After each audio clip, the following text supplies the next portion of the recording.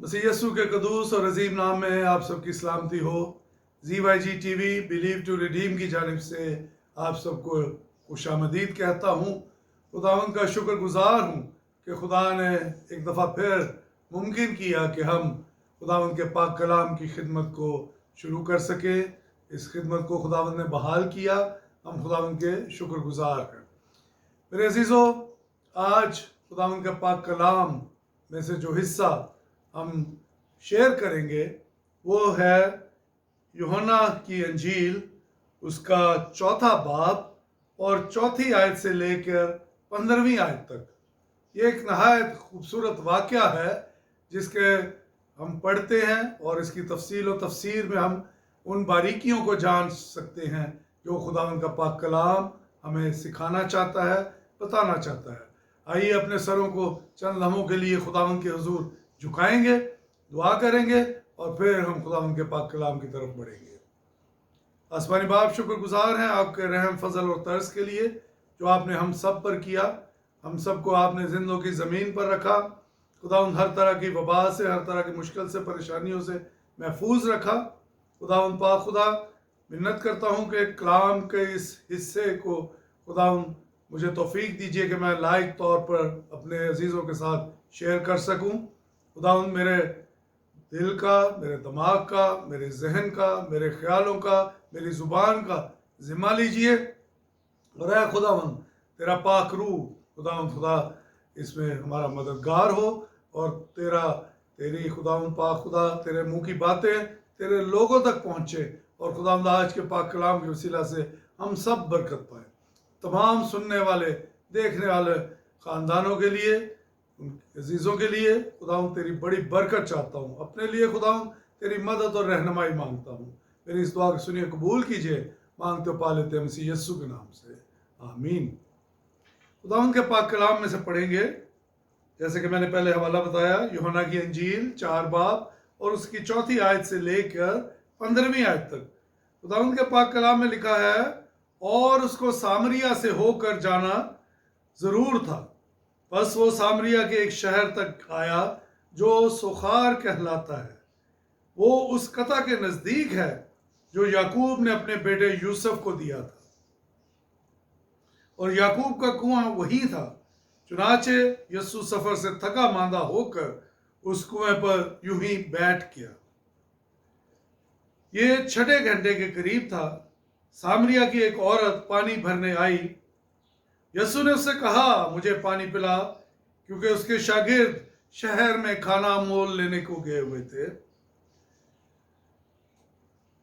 उस सामरी औरत ने उससे कहा कि तू यहूदी होकर मुझ सामरी औरत से पानी क्यों मांगता है, क्योंकि यहूदी सामरियों से किसी तरह का बर्ताव ना रखते थे। यस्सु ने जवाब में उससे कहा, अगर तू खुदा की बख्शिश को जानती और ये भी जानती कि वो कौन है जो तुझसे कहता है कि मुझे पानी पिला, तो तू उससे मांगती और वो तुझे जिंदगी का पानी देता। औरत ने उससे कहा, ऐ खुदावंद, तेरे पास पानी भरने को तो कुछ है नहीं और कुआं गहरा है, फिर वो जिंदगी का पानी तेरे पास कहाँ से आया? क्या तुम्हारे बाप याकूब से बड़ा है जिसने हमको ये कुआं दिया, और खुद उसने और उसके बेटों ने और उसके मवेशियों ने इससे पिया? यस्सु ने जवाब में उससे कहा, जो कोई इस पानी से पीता है वो फिर प्यासा होगा, मगर जो कोई उस पानी से पिएगा जो मैं उसे दूंगा वो अब तक प्यासा ना होगा, बल्कि जो पानी मैं उसे दूंगा वो उसमें एक चश्मा बन जाएगा जो हमेशा की ज़िंदगी के लिए जारी रहेगा। खुदा उनके पाक कलाम के पढ़े और सुने जाने पर उसकी बड़ी बरकत हो, आमीन।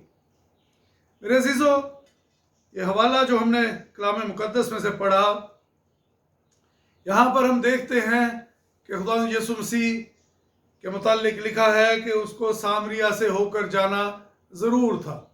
अगर हम जोग्राफिकली देखें, नक्शा देखें अगर उस वक्त के फ़लस्तीन का, तो अदूमिया, यहूदिया और उससे ऊपर सामरिया और फिर टॉप पे गलील आता है। और जो यहूदी लोग थे वो जब यहूदिया से गलील को जाते تو وہ سامریہ میں سے گزر کر جانا پسند نہ کیا کرتے تھے، بلکہ وہ لمبا راستہ اختیار کرتے تھے جس میں سے ان کو 2 دفعہ یردن میں سے گزرنا پڑتا اور پھر وہ گلیل کو جاتے تھے۔ اور ہم یہ بھی دیکھیں گے کہ یہ لوگ جو یہودی لوگ تھے یہ کیوں سامریہ میں سے ہو کر جانا پسند نہ کرتے تھے، اور یہ بھی ہم آج جانیں گے کہ یہ شہر جو سامریہ ہے جس کا نام، یہ کیسے بنا اور اس کو کیسے آباد کیا گیا۔ میرے عزیزو، پہلی سلاطین 16 باب اور اس کی 24ویں آیت میں دیکھیں تو پتہ لگتا ہے کہ اس شہر کا وجود کیسے ہوا۔ اس وقت کے بادشاہ جس کا نام عمری تھا، اس نے سامریہ کا پہاڑ سمر نامی ایک شخص سے خریدا، جو کہ 2 قنطار چاندی کے سکوں کے عوض اس نے لیا، اور اس پہاڑ پر ایک شہر آباد کیا، اور اس شہر کا نام اس پہاڑ کے مالک کے نام پر سامریہ ہی رکھا۔ اور جب ہم آگے بڑھتے ہیں دوسری سلاطین 17 باب اور اس کی 24ویں آیت میں ہم دیکھ سکتے ہیں کہ اس شہر کو آباد کیسے کیا گیا۔ یہاں پر لکھا ہے، اور شاہ اسور نے بابل اور کوتا اور ایوا اور حماد اور سفروائم کے لوگوں کو لا کر بنی اسرائیل کی جگہ سامریہ کے شہروں میں بسایا۔ یہاں پر یہ اسٹریٹجی ہے، شاہ اسور جو اس وقت کا بادشاہ تھا، اس نے بابل، کوتا، ایوا اور حماد اور سفروائم، یعنی یہ مختلف علاقے جو اس وقت کے بادشاہ جو جن علاقوں کو وہ فتح کرتے تھے، تو وہاں کے لوگوں کو ایک جگہ سے دوسری جگہ شفٹ کر دیا کرتے تھے، ایک جگہ سے دوسری جگہ لے جایا کرتے تھے، اور پھر وہاں پر ان کو آباد کرتے تھے۔ اور اس کا مقصد یہ ہوتا تھا کہ ایک ہی نیشن کے، ایک ہی جنریشن کے لوگ ایک جگہ پر نہ رہیں، بلکہ مخلوط قسم کے لوگ ایک جگہ پر رہیں، اور جس سے ان کی جو آپ یہ کہہ لیں کہ ان کی بنیادیں جو ہیں اس معاشرے کی، وہ مضبوط نہ رہیں۔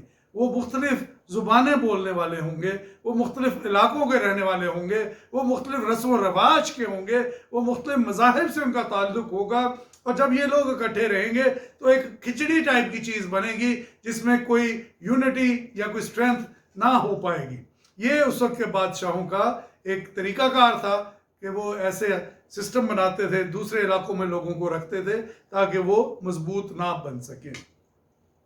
اور یہاں پر چونکہ ایک ملٹی نیشن جنریشن تھی، اور یہ لوگ آپ یہ کہہ لیں کہ اس میں بت پرست بھی تھے، اس میں جادوگر بھی تھے، اس میں بدکاری کرنے والے بھی تھے، ہر طرح کے لوگ اس میں آباد تھے، اور ان کے گناہوں کی وجہ سے یہودی جو ہیں وہ ان کو ناپسند کرتے تھے، اور ان کے علاقے میں سے گزرنا بھی وہ اپنے لیے برا سمجھتے تھے، اپنے آپ کو وہ یہ نہیں چاہتے تھے کہ ان کے علاقے میں سے بھی گزر کر اپنے آپ کو وہ ناپاک کر سکیں۔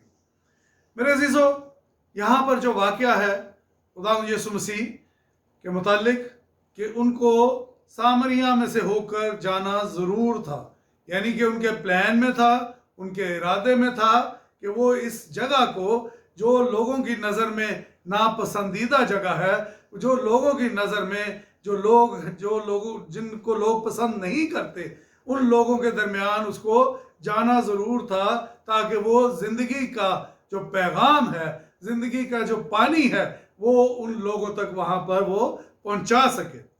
اور یہاں پر جیسے ہم نے پڑھا کہ اس عورت نے جب یہ خدا یسوع مسیح نے اس سے پانی مانگا تو وہ نہایت متعجب ہوئی، اس نے بہت تعجب کیا، اس نے کہا کہ تو یہودی ہو کر مجھ سامری عورت سے پانی مانگتا ہے، یعنی کہ لوگ اس لائق بھی نہیں ان کو سمجھتے تھے کہ ان سے ضرورت کے وقت کوئی چیز لے سکیں۔ تو خدا یسوع مسیح نے جو جواب دیا اس کو 10ویں آیت ہے جس میں ہم غور کریں گے، جس پر لکھا ہے، یسوع نے جواب میں اس سے کہا، اگر تو خدا کی بخشش کو جانتی اور یہ بھی جانتی کہ وہ کون ہے جو تجھ سے کہتا ہے مجھے پانی پلا، تو اس سے مانگتی اور وہ تجھے زندگی کا پانی دیتا۔ میرے عزیزو، آیت کا پہلا حصہ یسوع مسیح نے کہا اگر تو خدا کی بخشش کو جانتی۔ 2 طرح کی چیزیں ہیں زندگی میں، ایک مزدور یا ایک ورکر کوئی کام کرتا ہے تو جو اس کو تنخواہ یا پیسے ملتے ہیں وہ اس کی اجرت کہلاتی ہے، وہ اس کی تنخواہ کہلاتی ہے، اور جو آپ اس کے کام سے خوش ہو کر اس کو ایکسٹرا دیتے ہیں وہ بخشش کہلاتی ہے، اور موجودہ لینگویج میں انگلش میں اس کو ٹپ بھی کہا جاتا ہے۔ بخشش جو ہے اس پر آپ کا حق نہیں ہے، لیکن دینے والے کی مہربانی ہے جو آپ کو وہ دے دیتا ہے۔ تو یہاں پر خدا یسوع مسیح نے کہا کہ اگر تو خدا کی بخشش کو جانتی، کہ اگر تو خدا کو جانتی اور یہ جانتی کہ خدا کی بخشش کتنی محیط ہے، خدا کی بخشش کتنی بڑی ہے، خدا کتنا کچھ دینے والا خدا ہے۔ یوحنا کی انجیل 3 باب اور اس کی 16ویں آیت میں لکھا ہے، کیونکہ خدا نے دنیا سے ایسی محبت رکھی کہ اس نے اپنا اکلوتا بیٹا بخش دیا، تاکہ جو کوئی اس پر ایمان لائے ہلاک نہ ہو بلکہ ہمیشہ کی زندگی پائے۔ اور اسی طرح کرنتھیوں کا مصنف 2 کرنتھیوں 9واں باب اور اس کی 15ویں آیت میں کہتا ہے، شکر خدا کا اس کی اس بخشش پر جو بیان سے باہر ہے۔ میرے عزیزو، خدا کی بخشش جو ہے وہ بے بیان ہے، وہ لامحدود ہے، وہ انسان کی سوچ سے بہت بڑھ کر ہے۔ اور پھر آگے خدا یسوع مسیح نے کہا، اور یہ بھی جانتی کہ وہ کون ہے جو کہتا ہے مجھے پانی پلا۔ وہ عورت یہ نہیں جانتی تھی کہ اس کے سامنے جو ہستی کھڑی ہے وہ کون ہے۔ وہ نہیں جانتی تھی کہ یہ کتنی بڑی اور کتنی عظیم ہستی ہے۔ وہ نہیں جانتی تھی کہ یہ ہستی جو جنم کے اندھے کو کہتی ہے کہ بینا ہو جا اور وہ بینا ہو جاتا ہے، وہ ہستی جو مردہ لازر کو کہتی ہے اے لازر قبر میں سے باہر نکلا اور وہ باہر نکل آتا ہے، یہ وہ ہستی ہے جو پانیوں پر چلنے کی قدرت رکھتی ہے، یہ وہ ہستی ہے جو طوفان اور ہواؤں کو حکم دیتی ہے اور وہ تھم جاتے ہیں۔ میرے عزیزو، کیا اس ہستی کے لیے اپنے لیے پانی فراہم کرنا کوئی مشکل کام تھا؟ ہرگز نہیں۔ در حقیقت پانی کی پیاس سے زیادہ اہم وہ پیغام تھا جو خدا یسوع مسیح وہاں پر دینا چاہتے تھے۔ اور آیت کے اگلے حصے میں لکھا ہے، تو اس سے مانگتی۔ میرے عزیزو، جو ہستی دریاؤں، سمندروں اور آسمان اور ہر ایک چیز کی خالق اور مالک ہے، اس کے اختیار میں سب کچھ ہے، اگر اس سے وہ مانگتی تو وہ ہر ایک چیز اس کو دینے کی قدرت رکھتا ہے۔ ہمارا منجی، ہمارا نجات دہندہ ہمارے لیے سب کچھ کرنے کی قدرت رکھتا ہے، وہ سب کچھ بخشتا ہے، وہ اختیار رکھتا ہے۔ اور میرے عزیزو، آج اس آیت کے حوالے سے چاہیے کہ ہمیں اپنی زندگیوں میں جب بھی کسی چیز کی ضرورت ہو تو ہمیں مانگنا ہے تو اپنے منجی سے مانگنا ہے، ہمیں مانگنا ہے تو اپنے آسمانی باپ سے مانگنا ہے، اور اس کے علاوہ ہمیں کسی کی طرف نہیں رخ کرنا۔ اور اگلی آیت کے اگلے حصے میں لکھا ہے، اور وہ تجھے زندگی کا پانی دیتا۔ میرے عزیزو، آیت کا یہ حصہ خدا یسوع مسیح کی الوہیت کو ظاہر کرتا ہے، اس کی قدرت کو آشکارا کرتا ہے کہ یہ کوئی عام ہستی نہیں ہے، بلکہ وہ اتنا بااختیار ہے، وہ اتنی قدرت والا ہے کہ وہ زندگی کا پانی بھی آپ کو دے سکتا ہے۔ اور اس ہستی کے لیے، اس منجی کے لیے، اس نجات دہندہ کے لیے، جس کو یرمیہ نبی نے آب حیات کے چشمے سے تشبیہ دی، جس کو زکریا نبی نے گناہ اور ناپاکی سے دھونے والے سوتے سے اس کو تشبیہ دی، اور یسایہ نبی نے اس کو ابدی چٹان کہا۔ میرے عزیزو، مسیح یسوع کا دیا ہوا پانی، مسیح یسوع کا پلایا ہوا پانی جو ہے وہ ایک چشمہ بن جاتا ہے اور وہ زندگی میں سے جاری ہونے لگتا ہے، اور خداوند یسوع مسیح اس چشمے سے ایک جان کو ہی نہیں سیر کرتا بلکہ آگے کئی جانیں سیر ہوتی ہیں۔ یوحنا کی انجیل 7 باب اس کی 37ویں اور 38ویں آیت میں لکھا ہے، اگر کوئی پیاسا ہے تو میرے پاس آ کر پیے، تو اس کے اندر سے زندگی کے پانی کی ندیاں جاری ہوں گی۔ اسی طرح زبور نویس زبور 36 اس کی 9ویں آیت میں کہتا ہے، کیونکہ زندگی کا چشمہ تیرے پاس ہے، بس تم خوش ہو کر نجات کے چشموں سے پانی بھرو گے۔ یسایہ 12 باب اور اس کی 3 آیت میں یہ لکھا ہے۔ میرے عزیزو، مکاشفہ 7 باب اس کی 17ویں آیت میں لکھا ہے، کیونکہ جو برہ تخت کے بیچ میں ہے وہ ان کی گلہ بانی کرے گا اور انہیں آب حیات کے چشموں کے پاس لے جائے گا۔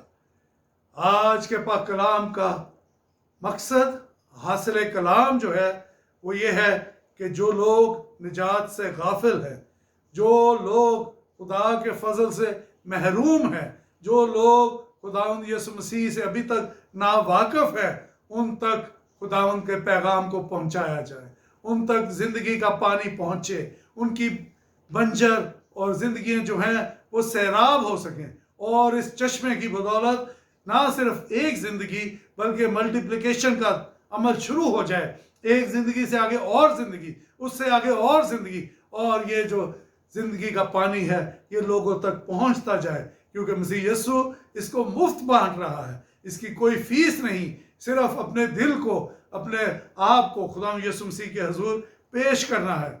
यहाँ पर हम देखते हैं कि खुदा यीशु मसीह ने उस औरत को उसके मुताल्लिक भी बता दिया।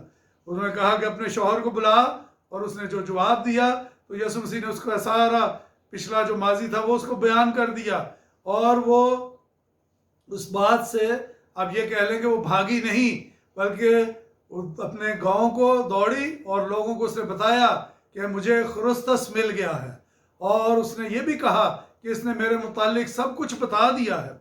और हम देखते हैं कि फिर जब यीशु मसीह को उन्होंने कहा कि आप हमारे पास रहें, और वो 2 दिन वहाँ पर रहे यीशु मसीह, और बहुत से लोग ईमान लाए और उनके खुदा यीशु मसीह से उन्होंने कलाम को सुना और ईमान लाए, और निजात के इस भेद को वो जान सके।